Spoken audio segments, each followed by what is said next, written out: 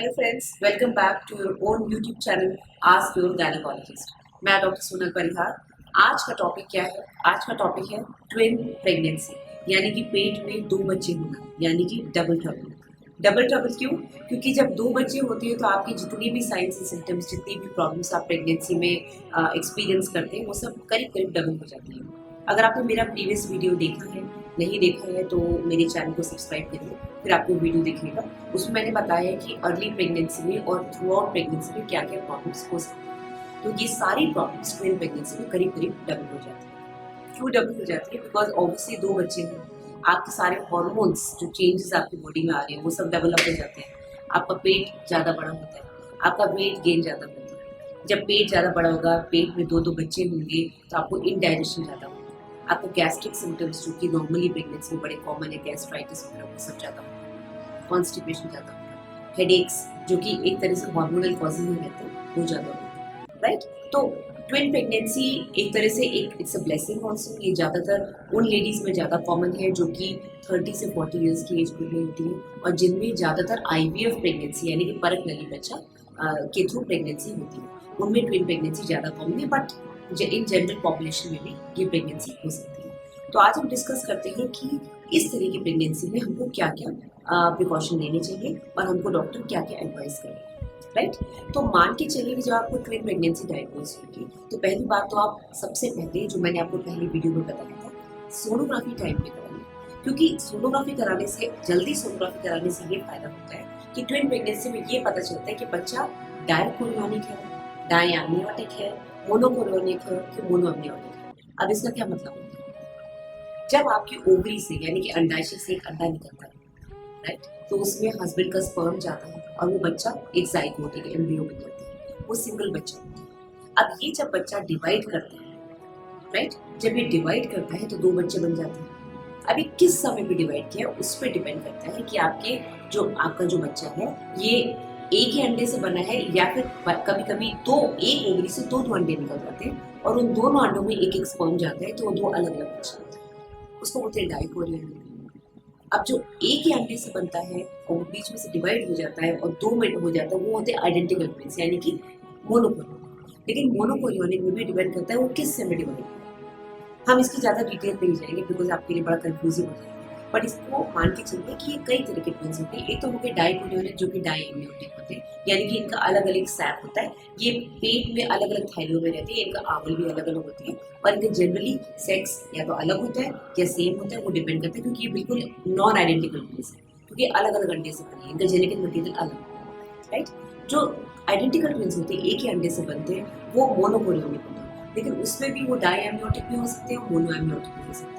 यानी कि वो एक ही साथ में होंगे तो मोनोएमनियोटिक हो जाएंगे, अलग अलग थैलियों में होंगे लेकिन प्लेसेंटा एक ही होगा तो वो डायएमनियोटिक रहेंगे। तो सबकी कॉम्प्लिकेशंस अलग अलग होती हैं। अब ऐसे केस में अगर आप टाइम पे सोनोग्राफी करा लेंगे तो ये पता चल जाएगा कि आपका ट्विन प्रेगनेंसी किस तरह की है, और डॉक्टर उसके अकॉर्डिंग आपको आगे ट्रीटमेंट देंगे, राइट?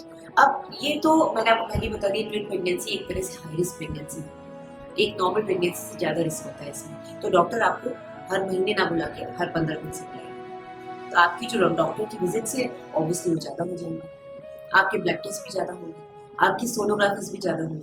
नॉर्मल सोनोग्राफीज जो मैंने पिछली बार उसमें बताया था वीडियो में, एक होती है अर्ली स्कैन, यानी अराउंड 6 वीक्स, यानी कि अराउंड 1.5 महीने। 1.5 महीने में क्या होता है कि बच्चे की हार्ट बीट आ जाती है, ये पता चल जाता है कि बच्चा सही जगह पे है कि नहीं, यूट्रस के अंदर है कि यूट्रस के बाहर है, टॉपिक तो नहीं है, बच्चा हार्ट बीट आ गया है कि नहीं, बच्चा एक है कि दो है। तो ये अर्ली प्रेगनेंसी में एक तो सोनोग्राफी हो गई। उसके बाद करते हैं 12 वीक्स पे, यानी कि जब आपका थर्ड मंथ खत्म होता है। उसके बाद क्योंकि ग्रोथ शुरू होती है, तो नॉर्मल सिंगल बच्चे में तो सीधे 5th मंथ में करते हैं, राइट?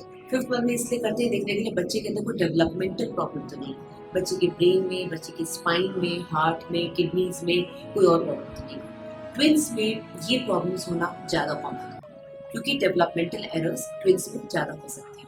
तो ट्विंस की में भी 5वें महीने में सोनोग्राफी होती है। उसके बाद सिंगल प्रेगनेंसी में नॉर्मली 9th मंथ तक जरूरत नहीं पड़ती सोनोग्राफी। ट्विन प्रेगनेंसी में हम लोग कोशिश करते हैं कि हर महीने एक सोनोग्राफी करें 5वें के बाद, क्योंकि 5वें महीने के बाद ग्रोथ सडनली तेजी से होती है। जब ग्रोथ तेजी से होती है तो मॉनिटर करना जरूरी होता है कि दोनों बच्चे साथ साथ ग्रो कर रहे हैं, और साथ साथ ग्रो करते करते उनके अंदर कोई और प्रॉब्लम्स डेवलप तो नहीं होती, ओके?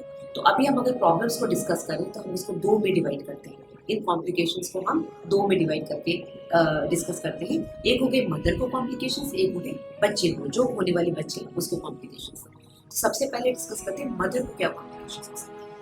मदर को जैसे कि मैंने पहले बताया कि जितने भी साइंस एंड सिम्टम्स है, उल्टी होना, हेडेक्स होना, पेट में दर्द, सिर में दर्द, कमर में दर्द, ये सारी प्रॉब्लम्स करीब करीब डबल हो जाती है क्योंकि आपके अंदर हार्मोनल चेंजेस ज़्यादा होते हैं, पेट ज़्यादा बड़ा हो जाता है। ओके, पिछली बार मैंने ये भी बताया था कि प्रेगनेंसी एक ऐसी कंडीशन है जिसमें कि कभी कभी डायबिटीज़ डेवलप हो जाती है। डायबिटीज़ जो कि प्रेगनेंसी में डेवलप होती है उसको जेस्टेशनल डायबिटीज़ बोलते हैं।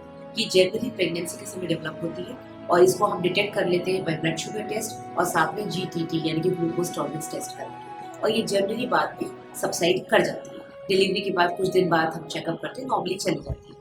बट किसी किसी पेशेंट में आगे जाके डायबिटीज मेलाइटिस 2 यानी कि टाइप 2 डायबिटीज में डेवलप हो जाती है। ट्विन प्रेगनेंसी क्योंकि आपके अंदर हार्मोन्स ज़्यादा है, जिन हार्मोन्स की वजह से डायबिटीज डेवलप होती है वो ज़्यादा है, तो ऑब्वियसली आपकी प्रेगनेंसी में, ट्विन प्रेगनेंसी में डायबिटीज डेवलप करने का रिस्क डबल है। ओके, नंबर 2 रिस्क क्या है? नंबर 2 रिस्क है प्री टर्म लेबर, क्योंकि ऑब्वियसली पेट पे इतना प्रेशर है, नीचे जो बच्चेदानी का मुंह है और जो मेम्ब्रेन्स है उसमें इतना प्रेशर है कि pre mature rupture of membranes यानी कि टाइम से पहले पानी की थैली फूट जाना और टाइम से पहले लेबर पेन्स आ जाना।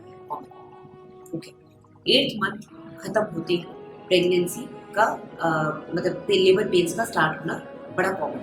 34 वीक्स यानी कि 34 हफ्ते, जिसको कि हम कहते हैं, समझ लीजिए 8.25 महीने, 8 महीने के बाद डिलीवरी होना बड़ा कॉमन है ट्विंस में, और जनरली ऐसे केसेस में रिस्क कम हो जाता है क्योंकि 34 वीक्स के बाद मान के चलते हैं कि बच्चे की लंग्स यानी कि फेफड़े मजबूत हो गए बाहर निकल के सांस लेने के लिए। ओके, थर्ड कॉम्प्लिकेशन अगर डिस्कस करें तो है मिसकैरेज। मिसकैरेज का रेट ट्विंस में करीब 500 में से एक बच्चा मिसकैरेज हो सकता है, एक प्रेगनेंसी मिसकैरेज हो सकता है, almost double the rate of single pregnancy. Single pregnancy में इतना अबॉर्शन रेट नहीं है जितना कि ट्विन प्रेगनेंसी में, कॉजेज मैंने आपको बताई दिए। फोर्थ कॉम्प्लिकेशन होगा प्री एक्लैम्पशिया। प्री एक्लैम्पशिया क्या होता है? प्रेगनेंसी के समय ब्लड प्रेशर बढ़ जाता है, आंवल के थ्रू जो ब्लड सप्लाई माँ से बच्चे में जाती है वो कैपिलरीज, वो नाड़ी सिकुड़ जाती है, सिकुड़ने की वजह से बच्चे को ब्लड सप्लाई कम मिलती है और ऑब्वियसली माँ का ब्लड प्रेशर बढ़ जाता है तो इससे और वो नाड़ी सिकुड़ जाती है।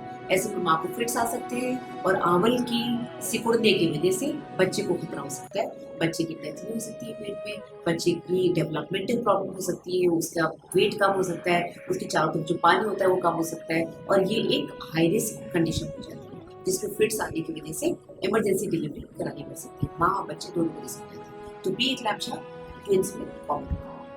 पांचवा कॉम्प्लिकेशन जो कि प्रेगनेंसी में, ट्विन प्रेगनेंसी में कॉमन है, वो होता है एब्रप्शन प्लेसेंटा। एब्रप्शन प्लेसेंटा क्या होता है? जब प्लेसेंटा यानी कि आंवल जगह से सडनली निकल जाए। आंवल जो है बच्चेदानी की दीवार पे चिपका हुआ रहता है और ये माँ और बच्चे को कनेक्ट करता है, ठीक है। इसके अंदर ब्लड वेसल्स होते हैं, कैपिलरीज होती है, नाड़ी होती है जो कि माँ से ब्लड लेके बच्चे को देती है। अगर ये सडनली झटके से जगह से निकल जाए या इसके पीछे खूब सारा ब्लड इकट्ठा हो जाए तो बच्चे की ब्लड सप्लाई कट ऑफ हो जाती है, जो माँ से ब्लड आ रहा है कट ऑफ हो जाता है। तो ऐसे में माँ को सडनली पेन होता है, ब्लीडिंग हो सकती है और बच्चे को फटाफट डिलीवरी करानी पड़ती है, नहीं तो बच्चा खत्म हो सकता है। क्यों? क्योंकि बच्चे को ब्लड सप्लाई नहीं मिल रही तो बच्चा ज़्यादा देर पेट में सस्टेन नहीं कर पाता है। तो ये एक बहुत ही मेजर कॉम्प्लिकेशन है जो कि ट्विन प्रेगनेंसी में कॉमन है। उसके बाद डिलीवरी। डिलीवरी ट्विंस में सिजेरियन डिलीवरी ज़्यादा कॉमन है as compare to single pregnancy, क्योंकि ऑब्वियसली दो बच्चे हैं। अब दो बच्चे हैं उनमें से एक उल्टा होगा या दो उल्टे होंगे। अगर दोनों सीधे हैं तब तो बहुत ही अच्छी बात है, लेकिन दोनों सीधे हैं तो उनका सैक भी अलग अलग होना चाहिए। अगर वो एक ही सैक में है, एक ही थैली के अंदर दोनों सीधे बच्चे हैं तो उनके सिर भी फंस सकते हैं। ज़्यादातर अगर पहला बच्चा सीधा है तो हम नॉर्मल डिलीवरी करा सकते हैं, क्योंकि दूसरा बच्चा नॉर्मली पहला बच्चे के निकलते ही वो अपने आप सीधा हो जाता है। लेकिन डिपेंड करता है आपका किस कंडीशन में डिलीवरी हो रही है, छोटा बच्चा किस पोजीशन में है। अगर वो आड़ा है तो फिर उसको टर्न करना बहुत मुश्किल है, अगर वो उल्टा है या सिर के बल आ रहा है तो फिर उसकी नॉर्मल डिलीवरी फिर भी कॉमन है, क्योंकि बच्चे नॉर्मली जो ट्विन प्रेगनेंसी होती है उसमें बच्चों का साइज छोटा होता है। तो ब्रीच डिलीवरी जिसको हम बोलते हैं, जिसमें बच्चा उल्टा होता है, बच्चे का ये वाला हिस्सा यानी कि बम्स वाला हिस्सा या पैर बाहर आते हैं, उसमें हम नॉर्मल डिलीवरी नहीं करते जब वो एक बच्चा होता है, सिंगल बच्चा, क्योंकि उसका वेट ज़्यादा होता है और सिर फंसने के चांसेस रहते हैं। लेकिन जब दो बच्चे होते हैं तो वो यकीनन थोड़े छोटे होते हैं, तो अगर पहला बच्चा सिर के बल निकल गया तो दूसरे बच्चे को उल्टा डिलीवर कराया जा सकता है, लेकिन ये डिपेंड करता है आपकी कंडीशन पर और आपके डॉक्टर के डिसीजन पर। ओके, तो सिजेरियन डिलीवरी ट्विंस में ज़्यादा कॉमन है। डिलीवरी के बाद जो लास्ट कॉम्प्लिकेशन मैं आपको बताने वाली हूँ मदर की, वो है PPH। इस पे एक वीडियो मेरा आ चुका है, पोस्ट पार्टम हेमरेज, यानी कि डिलीवरी के बाद होने वाली एक्सेसिव ब्लीडिंग। अब ये क्यों होती है? क्योंकि बच्चेदानी इतनी बड़ी हो जाती है, इतनी बड़ी बच्चेदानी को सडनली सिकुड़ने में टाइम लगता है। ये मैंने पिछली बार भी आपको बताया था कि नॉर्मली जो ब्लड वेसल्स जो होते हैं, जो बच्चेदानी की दीवार में होते हैं, वो इस तरह से सिकुड़ जाते हैं, क्योंकि बच्चेदानी की दीवार में मांसपेशियां होती हैं जो कि इस तरह से क्रिस क्रॉस तरीके से अरेंज थी। तो जैसे ही बच्चा निकलता है ये अपने आप सिकुड़ जाती है। नहीं सिकुड़ती तो हमारे पास कुछ दवाइयाँ होती हैं जिसके थ्रू हम इसको यूट्रस को कॉन्ट्रैक्ट कराते हैं बच्चेदानी को, और ये सिकुड़ के ब्लड वेसल्स को बंद कर देती है। बट ट्विंस में ऑब्वियसली इतना ज़्यादा स्ट्रेचिंग हो जाता है कि शुरू से प्रिकॉशन लेना पड़ता है, शुरू से दवाइयाँ देनी पड़ती है कि ज़्यादा ब्लीडिंग ना हो, ब्लीडिंग के चांसेस हो सकते हैं, राइट। अब आते हैं बच्चे के कॉम्प्लिकेशंस। तो बच्चों में कॉम्प्लिकेशन सबसे पहले हम डिस्कस करेंगे LBW, यानी कि लो बर्थ वेट। अभी जैसे मैंने आपको बताया कि एक सिंगल बच्चा नॉर्मली 2.5 से 3.5 किलो के बीच में पैदा होता है। अब 2 बच्चे जब होंगे तो ऑब्वियसली एक ही बच्चेदानी के अंदर अगर 2 बच्चे होंगे तो उनको आपस में वही खाना, वही ब्लड जो माँ का आता है, एक माँ दोनों को सप्लाई करती है, राइट। तो आपस में कॉम्पिटिशन रहता है, तो बच्चों का वेट ऑब्वियसली इतना ज़्यादा नहीं होता है। नॉर्मली कुछ ग्राम्स का फर्क होता है दोनों बच्चों में, या तो पहला ट्विन ज़्यादा बड़ा होता है या सेकंड ट्विन ज़्यादा बड़ा होता है, थोड़ा बहुत डिफरेंस होता है, बट ऑब्वियसली एक सिंगल बच्चे से इन ट्विंस बच्चों का वेट थोड़ा कम रहता है। तो जो कमज़ोर बच्चे होते हैं उनमें ज़्यादातर या तो हियरिंग प्रॉब्लम हो सकती है, कान में प्रॉब्लम हो सकती है, या फिर आईज़ में मतलब विजन प्रॉब्लम हो सकती है, या फिर कुछ मेंटल रिटार्डेशन, ब्रेन में प्रॉब्लम्स हो सकती हैं। सबको नहीं होती है, बट जो बहुत ही लो बर्थ वेट होते हैं, 2 किलो से भी छोटे के बच्चों में ये प्रॉब्लम्स देखी गई है, राइट। सेकेंड कॉम्प्लिकेशन जो हो सकती है वो है बर्थ डिफेक्ट्स। बर्थ डिफेक्ट्स मतलब कि एनाटॉमिकल प्रॉब्लम्स, यानी कि डेवलपमेंटल प्रॉब्लम्स। अब डेवलपमेंटल प्रॉब्लम्स क्या क्या कॉमन है? गैस्ट्रोइंटेस्टाइनल, यानी कि पेट में जो आंतें हैं, आंतों के अंदर कुछ प्रॉब्लम, जैसे ओम्फेलोसिस, गैस्ट्रोस्काइसिस, ये कुछ ऐसी प्रॉब्लम्स हैं जिसमें अंदर आंतें ठीक से डेवलप नहीं होती है, या आगे की जो कवरिंग है आंतों की वो नहीं होती है, जैसे कि आप डायग्राम में देख सकते हैं। तो ये थोड़ा सा ट्विंस में कॉमन है। और स्पाइन डिफेक्ट्स हो सकती है, स्पाइन यानी कि पीछे की रीढ़ की हड्डी की डिफेक्ट्स हो सकती है। ये सारी चीज़ें आपको 5वें महीने की जो अनोमली स्कैन है, जो मैंने पिछले अपने वीडियो में डिस्कस किया था, प्रेगनेंसी के समय कब कब अल्ट्रासाउंड कराना चाहिए, जिसको हम एनोमली स्कैन कहते हैं, उसमें ये डिटेक्ट हो जाती है। तो गैस्ट्रोइंटेस्टाइनल प्रॉब्लम्स, स्पाइनल प्रॉब्लम्स हो सकती हैं, CNS ब्रेन में प्रॉब्लम्स हो सकती हैं। ये कुछ बर्थ डिफेक्ट्स हैं जिसके लिए हमको अवेयर होना चाहिए कि ट्विंस में ज़्यादा कॉमन होती है, राइट। तीसरी जो प्रॉब्लम हो सकती है बच्चों में, जो कि बड़ी कह सकते हैं बड़ी सैड न्यूज़ रहती है मदर के लिए, कि एक बच्चा सडनली उसकी डेथ हो जाती है। अब अगर डॉक्टर आपको बोलते हैं कि आपका एक बच्चे की डेथ हुई है तो आप बहुत घबरा जाते हैं, ऑब्वियस सी बात है। ऐसे में क्या करना चाहिए? ज़्यादातर अगर दोनों बच्चे अलग अलग घरों में, यानी कि अलग अलग सैक्स में हैं, तो हम इसको बोलते हैं डाई एम्ब्रियो, यानी कि उनके घर अलग है, उनके बीच में एक मेम्ब्रेन है जो दोनों को अलग अलग रखती है। तो उसमें उस केस में अगर एक बच्चे की डेथ हो भी जाती है तो उसको एबॉर्शन कराने की जरूरत नहीं होती। अगर कुदरत चाहेगी तो वो बच्चा अपने आप दूसरे वाले को निकाल देगी और अपने आप एबॉर्शन हो जाएगा। अगर कुदरत नहीं चाहती तो आपका जो बच्चा जिंदा है आप उसको पेट में आराम से रख सकते हैं, दूसरा जो खत्म हो गया वो अपने आप कुदरत उसको अंदर ही अंदर एब्जॉर्ब करा है। उस बच्चे की वजह से ऐसा कुछ नहीं होता कि दूसरे बच्चे को इफेक्ट हो, क्योंकि उनके सैक अलग है, उनके घर अलग है, तो वहां से कोई भी ऐसे जहरीला पदार्थ उस बच्चे को तंग नहीं करता। तो ऐसे केस में अबॉर्शन ना करवाएं, अपने डॉक्टर की सुने। नॉर्मली ऐसे केसेस में देखा गया है कि आराम से वो सिंगल बच्चा जो जिंदा है वो डिलीवरी उसकी हो जाती है। ओके। चौथी जो कॉम्प्लिकेशन ट्विंस में देखी गई वो है कॉर्ड एंटांगलमेंट। कॉर्ड एंटेंगलमेंट यानी कि जब बच्चे नीचे आते हैं या बच्चे अंदर ही पेट में अटकेलियां कर रहे होते हैं, अंदर ही अंदर घूम रहे होते हैं, तो उनकी जो नाड़ी होती है वो आपस में अटक जाती है। और ये कब होता है? ऑब्वियस बात है तभी होगा जब उनका घर एक ही होगा, यानी कि मोनो एम्नियोटिक ट्विंस में। मोनो एम्नियोटिक ट्विंस थोड़े खतरनाक होते हैं। खतरनाक इसलिए होते हैं क्योंकि दोनों बच्चे एक ही घर के अंदर एक ही आवल से सप्लाई हो रहे हैं, तो आप आपस में कॉम्पिटिशन बहुत ज़्यादा होता है, खाने का भी, हर चीज़ का, जगह का भी। तो ऐसे केसेस में कॉम्प्लिकेशंस ज़्यादा है। ऐसे केसेस में इन बच्चों को 9 मंथ्स तक लेके जाना थोड़ा मुश्किल होता है, राइट। तो कॉर्ड एंटेंगलमेंट तो होता ही होता है। साथ में जैसे कि मैंने पहले बताया, डिलीवरी के समय इनके पार्ट्स, इनके सिर और इनके बम्स यानी कि हिप्स फंसने के चांसेस रहते हैं। तो ऐसे में ज़्यादातर अगर मोनो एम्नियोटिक ट्विंस आपके पेट में है और ये 9 मंथ्स तक पहुंच गए तो ज़्यादातर सेफ डिलीवरी सिजेरियन से ही करानी चाहिए। वेजाइनल डिलीवरी में हमेशा प्रॉब्लम। ओके, लास्ट कॉम्प्लिकेशन जो मैं आपको बताऊंगी ट्विंस बेबीज में जो हो सकती है वो बड़ी ही अनकॉमन है, लेकिन बड़ी अचंभे वाली बात है कि ऐसी चीज़ें भी नेचर में हो सकती हैं। उसको बोलते हैं TTTS यानी कि twin to twin transfusion syndrome. ऐसे केसेस में क्या होता है कि दोनों बच्चे नॉर्मली ऐसे ऐसे केसेस में दोनों बच्चे एक साथ में एक ही घर में होते हैं, मोनो एमनियोटिक होते हैं। इनका प्लासेंटा कॉमन होता है। अगर प्लासेंटा कॉमन है तो उसको बोलते हैं मोनो कोरियोनिक। तो ये डाई एमनियोटिक भी हो सकते हैं, अलग अलग साथ में भी हो सकते हैं और एक साथ में भी हो सकते हैं, बट उनका प्लासेंटा कॉमन होना चाहिए यानी कि मोनोकोरियोनिक होनी चाहिए। तो ऐसे केसेस में कभी कभी दोनों बच्चों की ब्लड वेसल्स आपस में कनेक्टेड रहते हैं।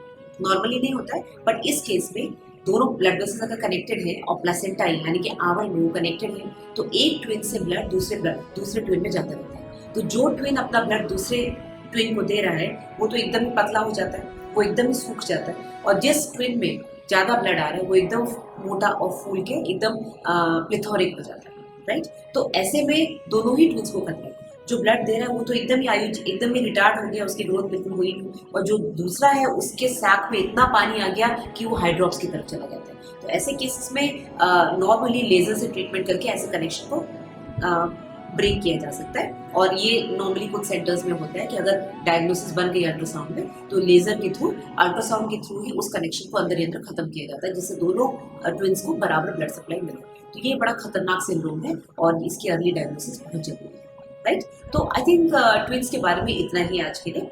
और अगर आपको कोई भी क्वेश्चन हो तो आप मेरे को इनबॉक्स कर सकते हैं। मेरे इनबॉक्स चैनल पे, मेरे यूट्यूब चैनल पे आपको क्वेश्चन का आंसर जरूर मिलेगा। And you can also follow me on my Instagram handle sonal.parihar.33। तो यही कहूँगी कि अगर आपके पेट में ट्विन प्रेगनेंसी है तो जागरूक रहिए और ध्यान रखिए, डॉक्टर की सारी बातें सुनिए, टाइम पे हॉस्पिटल जाइए, अपने खान पान का, अपने वेट का और अपने कॉम्प्लिकेशंस जो हो सकती है उसके बारे में अवेयर रहिए और एक हेल्दी लाइफ जिए। Okay, till then take care. I will be back again with a new video. Bye for now.